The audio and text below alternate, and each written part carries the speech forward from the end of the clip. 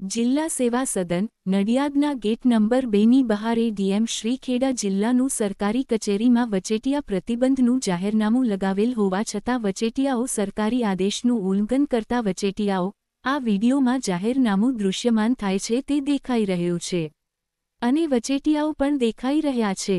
પ્રશાસનનું આ ડબલ સ્ટાન્ડર્ડનો કોઈ પરિપત્ર છે? જ્યારે ઉપવાસ પર લોકો બેસે છે ત્યારે જાહેરનામું પાલન કરાવવા પ્રશાસન કર્તવ્યનિષ્ઠ થઈ જાય છે, જ્યારે વચેટિયાઓ વિરુદ્ધ કાર્યવાહી કરવા માટે કર્તવ્યનિષ્ઠા ક્યાં જતી રહે છે?